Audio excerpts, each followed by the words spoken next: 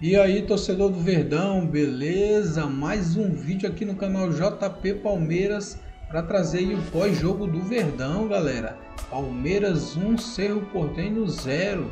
Segundo jogo aí da fase de grupo aí, Palmeiras vence o jogo em casa, galera. Tô trazendo aqui para vocês o troca de passes, analisando aí a vitória do Verdão, galera. Fica aí até o final do vídeo aí e deixa aquele like, beleza? Falar também sobre o Palmeiras, porque olha, o que aconteceu hoje no Allianz Parque, olha, é quase um vídeo de cinema aí para a vida do Richard Rios, né? Porque, vou te dizer, pelo menos na minha opinião, ele foi o melhor jogador em campo, ele foi o autor do gol da vitória, foi quem criou oportunidades, joga com uma personalidade incrível. Ele, depois do gol, né, pediu silêncio à torcida, né, fez aquele psh, assim para uma parte da torcida, acabou vaiado. Teve até a musiquinha, né? Richard Rios, presta atenção, mais respeito com a torcida do Verdão, né? Saiu vaiado para o intervalo.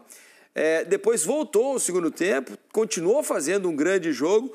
Quando foi substituído no finalzinho do jogo, pediu desculpas. A torcida, né? Saiu fazendo assim para a torcida, desculpa, desculpa, desculpa, desculpa. E a torcida o aplaudiu ao deixar o gramado. Que noite para Richard Rios e uma noite, eu diria, também preocupante para o Palmeiras, né? Porque apesar da vitória, de novo, o futebol ficou bastante aquém do que a torcida especialmente espera, né, Mansur? Até o momento do gol, que já sai depois dos 40 do primeiro tempo, o Palmeiras tinha criado praticamente nada no jogo, né? Nada. Praticamente nada. O Rios ele tinha um papel importante hoje, né? O Palmeiras enfrentou um Cerro que vinha com uma linha de 5, se formou de novo com o Bruno Fux como um híbrido ali, né? Ele defendia como lateral direito. Quando o Palmeiras atacava, ele era um terceiro homem na saída de bola com o Murilo e com o Gustavo Gomes. O Piquerez, na hora de atacar, era quase um ponta pelo lado esquerdo. No início do jogo, era o Estevão pela direita, Facundo Torres, Veiga e Vitor Roque pelo centro. O Rios surgia como um sexto homem do ataque para tentar criar uma superioridade contra a linha de 5 do Cerro. É algo que o Abel usa muitas vezes, tentar ter um homem a mais nessa última linha de ataque. E ele se projeta muito bem ali pelo lado direito. Acontece que o melhor lance do Palmeiras até o gol é uma jogada do Rios pela direita, ele cruza rasteira, a bola atravessa toda a área e o Piquerez vem bater do outro lado, uma bola rasteira, né? Que a bola acaba saindo. E num time que não ia tão bem, de fato, o Rios era um dos melhores jogadores do Palmeiras. Bom frisar, logo com 11 minutos de jogo, Veiga se machuca. Sai o Rafael Veiga, estou até trocando aqui o campinho, entra o Felipe Anderson. Aí a informação, só que muda. Até nosso companheiro Alexandre Pretzel, da Rádio Bandeirantes de São Paulo, apurou que houve uma luxação no ombro do Rafael Veiga. Nossa Senhora, isso aí é chato, cara. Isso é chato. O que muda aqui é o seguinte, ó, mudou bastante a configuração, porque o Felipe Anderson passa a partir um pouquinho mais da direita, o Estevão mais próximo do Vitor Roque. A gente sempre pediu tanto para ter uma oportunidade de ver o Estevão mais por dentro. O Bruno Fux fazia aqui na saída de bola, era mais ou menos esse trio, Piquerez aberto aqui, e o Felipe Anderson era quem abria mais campo por esse lado. Quando o Palmeiras atacava, era basicamente isso, e a chegada do Vitor Rios para ser um sexto homem nessa fase. Vitor Rios é nosso companheiro jornalista. Richard Rios. É que ele juntou o Vitor Roque. Já foi, inclusive, Vitor Roque trabalhou na CBF. Então, um abraço pro Vitão. Trabalhou com o Ronaldo. Rios. Aqui é o Richard Rios. Trabalhou com o Ronaldo, né? Isso, trabalhou com o Ronaldo Fenômeno, exatamente.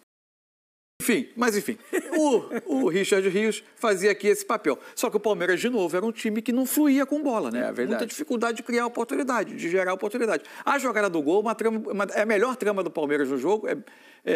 Ela parte de um passe do Murilo na saída de bola, em que ele encontra o espaço entre lateral e zagueiro do Cerro Porteño. Passe espetacular. Um passe espetacular para o Facundo Torres. Aí o cruzamento pega do outro lado, do lado oposto, o Felipe Anderson, bate para o meio dentro. E o Richard Rios faz o gol. O segundo tempo eu esperava até que o Palmeiras pudesse crescer, o Cerro Porteño ameaçava sair um pouco mais para o jogo, um jogo um pouco mais aberto, com um pouco mais de espaço. O Palmeiras até teve chance para para ampliar, melhorou um pouco. Já depois do gol mesmo, nos últimos minutos de primeiro tempo, chegou a ter uma outra oportunidade. Fez um gol, né? Que foi anulado. Fez um gol com o Vitor Roque. Vitor Roque, imagina, tristeza. Ele não está conseguindo. O negócio está difícil. O lance do gol era o lance que pegava ele numa condição mais favorável ao tipo de jogo dele, né? É verdade. O passe em profundidade, ele ganha no corpo do defensor, né? Ele escora o defensor com o corpo para ficar com o campo livre à frente dele para penetrar, mas ele estava impedido. O importante é que ele saber usar isso psicologicamente. Não valeu no jogo, mas para ele valeu o gol. Pois é. Ele desbloqueia. Ele fez o gol, né, ali. Fez o gol. E o impedimento foi milimétrico, né? O VAR precisou a linha entrar traçada, em ação. você nota que ela é muito... Isso, a linha ficou muito justa, próxima, né? Mas o lançamento foi bom, a arrancada do Vitor Roque foi muito boa, a finalização também. Para azar do Palmeiras e do Vitor Roque, ele realmente estava impedido. 7º jogo do Vitor Roque, imagina a ansiedade, né? 7º jogo, nenhum gol marcado até agora. O menino deve estar daquele jeito aí, pensando nesse primeiro gol. Logo que chega, com esse investimento, com essa expectativa, maior contratação da história, é natural. do Se não começa a fazer gol, né, assim, logo no início, e depois parece que vai te machucando, vai te incomodando, o torcedor vai ficando impaciente. Agora, a lesão do Veiga atrapalha também, né? A parte da criação do Palmeiras. O Felipe Anderson tem outra característica, né, Massu? Mas o Maurício é só característica, né? O Maurício deve estar perto de voltar, né? Não é só a questão da característica. O Maurício estava no banco, inclusive. Posicionamento em campo também, né? Não, é questão de um jogador que ainda não... Ele próprio deve estar se pressionando, porque é um jogador que, desde que ele chega com a expectativa de um impacto grande no nível termos de nível de jogo, ele ainda não conseguiu oferecer isso, né? Então, até sob o ponto de vista de rendimento, não é um jogador que venha conseguindo corresponder à expectativa que foi gerada na contratação dele. Teve um lance, mas que tiveram outros. Pega o Felipe Anderson, ele recebe uma bola bem na ponta esquerda aqui, aí tem um defensor do Cerro, e o lateral, o outro defensor, estava ali dentro da área, tinha alguns metros. Cara, ele pega a bola daqui, eu e o Felipe, a gente vendo, ele cruza de perna esquerda. Cara, jogador dessa qualidade leva dentro, cara, sabe? Assim, falta de lucidez, claramente. Ali parece que é uma insegurança de tentar fazer algo. Né? Eu pego com o pé trocado e eu cruzo uma bola, que é lógico, ela vai lá longe, e aí você não tenta uma jogada. O torcedor vendo isso, realmente, ele gera um tipo de situação para ele que fica um pouco pesado. O fato é que, sim, está custando um pouco ao Palmeiras, ao Abel, e acho que isso eventualmente acontece em times de futebol. Essa mudança mais brusca, mais drástica de time, de formação, de espinha dorsal de time, que o Palmeiras não vivia há tanto tempo, né? Várias temporadas fazendo pequenas mudanças. Isso está custando um pouco ao Palmeiras você conseguir engrenar em termos de jogo coletivo, de fluir, os jogadores se conhecerem, se entenderem, a própria comissão dominar totalmente o que cada jogador pode fazer, de que maneira prefere receber a bola, em que zona do campo. Acho que tudo isso ainda não aconteceu nesse Palmeiras. Até a formação do meio campo, né? Tá difícil de entender, por exemplo, quem são os titulares ali dos volantes. Aparentemente, hoje, eu fiquei com a impressão de que esse é o time titular. Mas o Martínez joga mais do que o Aníbal, por exemplo. Tenho a impressão que o Aníbal protege um pouco melhor o sistema defensivo do Palmeiras, embora aparentemente o Martínez tenha um pouco mais de qualidade de jogo, né, com o Richard Rios. Mas não é tão diferente, é que o Martínez ele chegou realmente super bem, né? Se adaptou também, como o Aníbal quando chegou se adaptou super bem. Só que a fluência dessa questão do jogo, ele depende. Nem o Estevão ele está conseguindo também criar tantas opções do que ele já conseguiu fazer. Então o pessoal está conseguindo mesmo encontrar. E se mais alguém não ajudar o Estevão nesse sentido, vai ficando mais fácil, de repente, de marcar. Porque eu vou rodear ele aqui e vou deixar, de repente, outro cara com a bola do Palmeiras que também não está fazendo tanta diferença. Acho que tem as ausências também, né, dos laterais do Palmeiras que ajudavam ali, né? Tanto o Marcos Rocha como o Mike, né? Eles faziam ali junto com o Richard Rios uma trinca pelo lado direito que acabava ajudando no jogo do Estevão, causava uma certa dúvida nas defesas adversárias. E sem Mike, sem Marcos Rocha, ficou um pouco mais previsível o lado, né? O lado está entregue ao jogador que abre campo por ali, porque o Bruno Fux não vai fazer essa ultrapassagem. Ele é mais um jogador para ficar na proteção. É só um zagueiro ali. Aí por isso que esse tipo de situação que acontecia só pela direita, essa parte por dentro, os caras têm que ajudar realmente esse Palmeiras. Mas esse Cerro, ele também se demonstrou um time organizado, um time aguerrido, um time que não vai ser ser, se for esse padrão deles, né? Não vai ser muito fácil realmente você tirar pontos dele assim. Então, a vitória para o Palmeiras, aquilo que a gente, a princípio, acredita e fala, é super importante você vencer, mesmo que você não jogue bem, porque daqui a pouco você vai poder melhorar e a pontuação sua na tabela, ela segue te dando essa condição de não passar pelo menos o desespero com a má atuação e falta de ponto na tabela. Do torcedor do Palmeiras, claro, no trabalho do Abel, um trabalho já longevo e sempre deu resultados, né? O Abel, ele tem essa capacidade de remontar o time a cada temporada e ter sucesso, se imagina que ele vai conseguir de novo dessa vez, e nas estreias e nos retornos, né? Por exemplo, tem Maurício, tem Paulinho para entrar no time, o Veiga, quando voltar a jogar bem, né? Hoje se machucou, não vem num bom momento o Veiga, né? Jogando perto daquilo que ele está acostumado a jogar, mas especialmente Maurício e Paulinho podem dar uma outra cara. O que o Palmeiras conseguiu, e nesse grupo era muito importante fazer isso. O Palmeiras, obviamente, ele é o favorito a passar em primeiro desse grupo, claramente. Agora, era importante, até sob o ponto de vista de ter uma campanha boa, de não ter apuro nas rodadas finais, era chegar ao jogo de La Paz da terceira rodada com 6 pontos. O Palmeiras agora vai enfrentar o Bolívar em La Paz. É um jogo que, eventualmente, ele pode até administrar. Eu não vou mandar para a altitude alguns jogadores que são importantes na espinha dorsal, porque é um jogo de característica muito diferente.